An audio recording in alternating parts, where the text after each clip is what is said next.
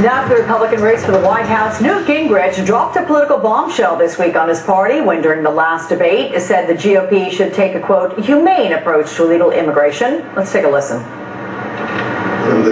I don't think we're going to separate you from your family, uproot you forcefully and kick you out. I don't see how the party that says it's the party of the family is going to adopt an immigration policy which destroys families that have been here a quarter century, and I'm prepared to take the heat for saying, let's be humane in enforcing the law without giving them citizenship, but by finding a way to create legality. Joining me now is GOP strategist Danny Vargas. He is the former chairman of the Republican National Hispanic Assembly. Danny, good morning. Good morning, Alex. How are you? So I'm well, thanks, and I hope you are too. As we talk about Gingrich, who Danny emphasized last night that he was not supporting amnesty. Do you see a difference between treating people humanely as opposed to giving them amnesty?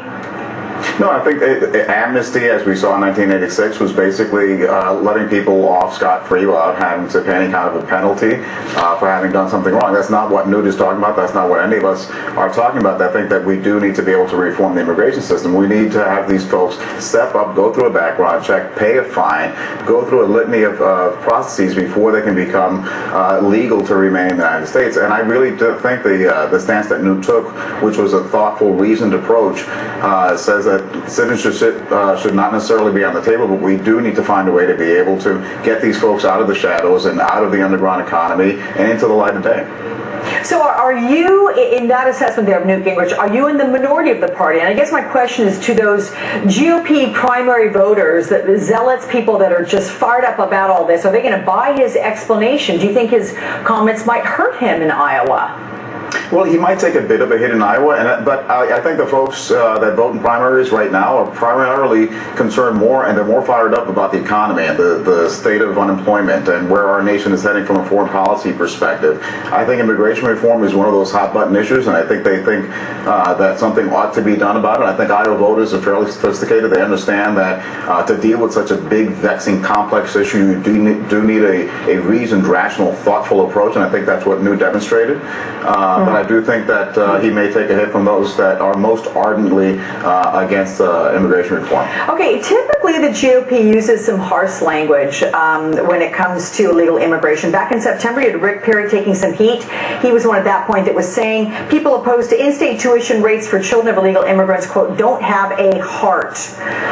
Could this tone, though, be a way to bring Hispanic voters to the GOP candidates? Well, so yeah, tone matters, and tone is one of those things that it's hard to be able to quantify, but it's different than policy. I think from a policy perspective, you've got a lot of leading Republicans at the national level that have been trying to find a way to be able to thread the needle and find a solution to this big, vexing issue.